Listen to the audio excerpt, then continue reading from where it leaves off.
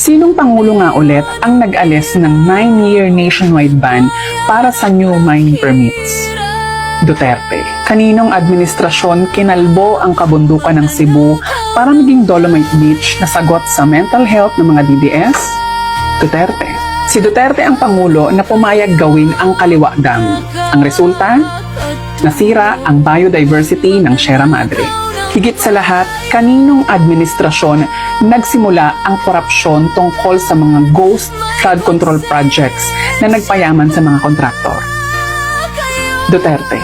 Lahat ng katawalian ng Administrasyong Duterte tungkol sa mga infrastructure projects, ngayon pa lang yan pina-fact-check ng mga bagyo. So please, huwag na kayong tumahol ng resiliency dahil ang kailangan ng mga Pilipino ay accountability. Huwag tayong masanay sa baha.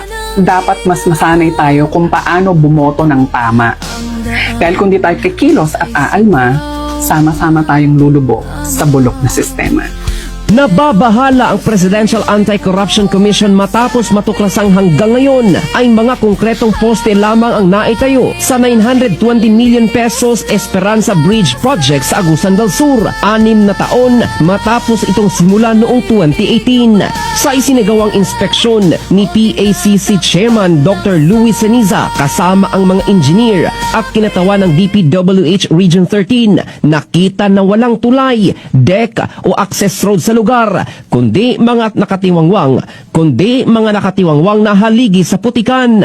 Batay sa datos ng PACC, umabot na sa 920 million pesos ang nagastos ng DPWH habang tinatayang lalampas pa sa 2 billion pesos ang kabuuang halaga ng proyekto. Gayunman, nananatiling halos walang pisikal na progreso sa kabila ng 8 magkakahiwalay na kontratang inilaan mula taong 2018 hanggang 2025. Itinuturing ng PACC na malinaw itong sinyales ng pag-aaksaya ng pondo ng bayan at kakulangan ng maayos na pamamahala.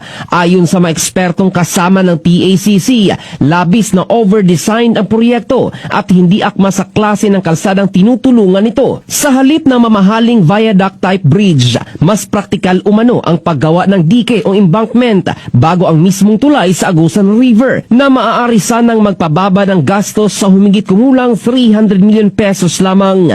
Iminumungkahi ngayon ng PACC ang komprehensibong technical at financial audit at pagsasagawa ng independent structural review ng UP National Engineering Center upang matukoy kung makatwiran ang disenyo. Kasabay nito, nananawagan ang ahensya ng transparency at pananagutan mula sa DPWH at mga kontratista at inirekomenda ang pansamantalang pagsuspende ng proyekto hanggang matapos ang investigasyon.